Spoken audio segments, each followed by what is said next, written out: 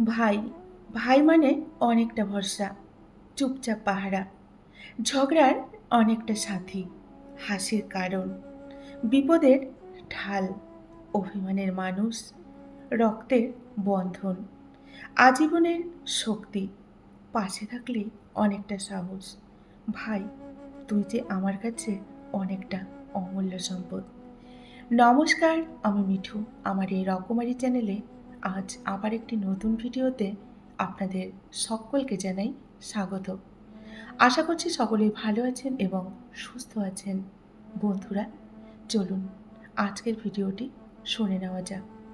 আজ হচ্ছে রাখি পূর্ণিমা। প্রত্যেক বছর শ্রাবণ মাসের এই দিনটিতে রাখি বন্ধন উৎসব পালিত হয়।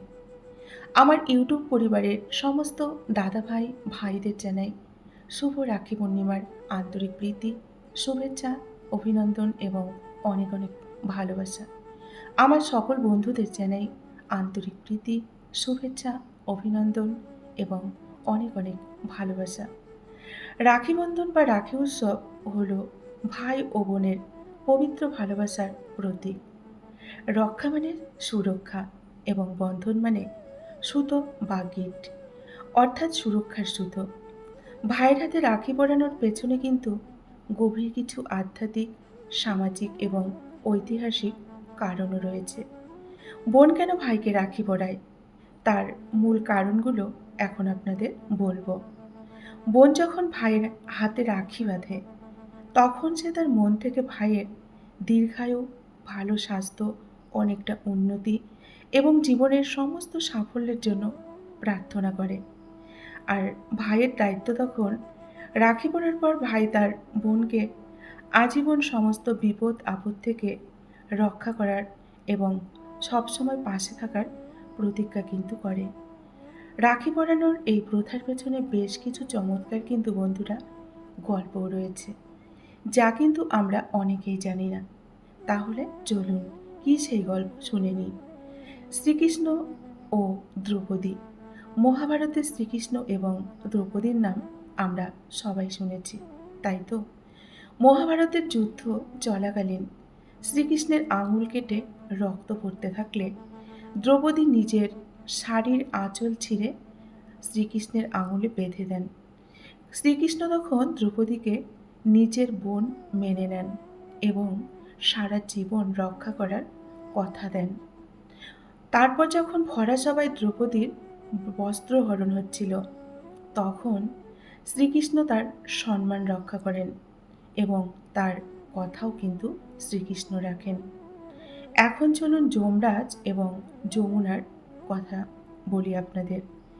মৃত্যুর দেবতা যমরাজের নাম আমরা সবাই শুনেছি এবং তার বোন যমুনার নামও কিন্তু আমরা সবাই জানি।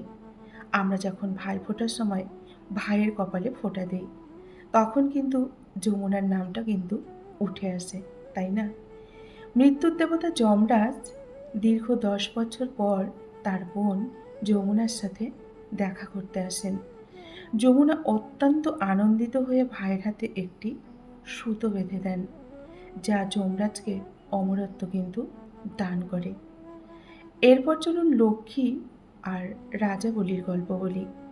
দেবী লক্ষ্মী রাজাবলির হাতে রাখি বেঁধে তাকে নিজের ভাই বানিয়েছিলেন এবং তার উপহার হিসেবে রাজাবলি ভগবান শ্রীবিষ্ণুকে পাতাললোক থেকে মুক্ত করে বৈকুণ্ঠে কিন্তু ফিরিয়ে এনেছিলেন। এই হলো রাখি বন্ধনের পৌরাণিক গল্প। রাখি বন্ধন হলো সামাজিক মেলবন্ধন। রাখি কেবল রক্তের সম্পর্কের ভাই বা বোনের মধ্যেই সীমাবদ্ধ কিন্তু নয়।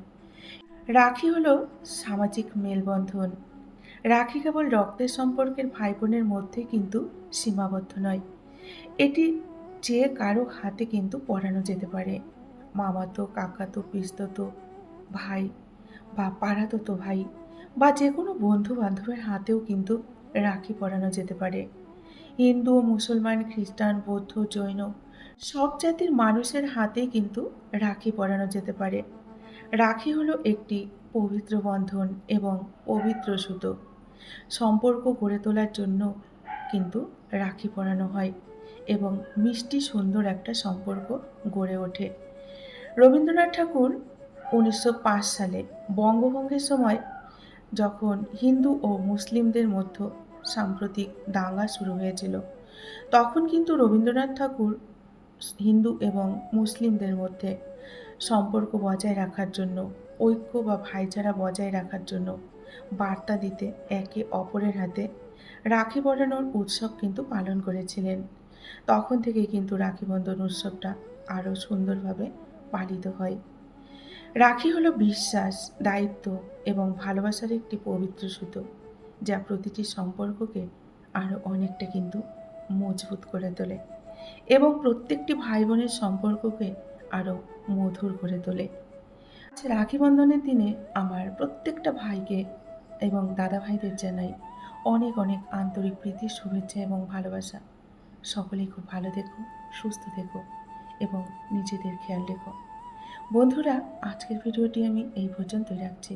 যদি ভালো লাগে এই ছোট্ট ভিডিওটি অবশ্যই লাইক, কমেন্ট আর শেয়ার করে দেবেন।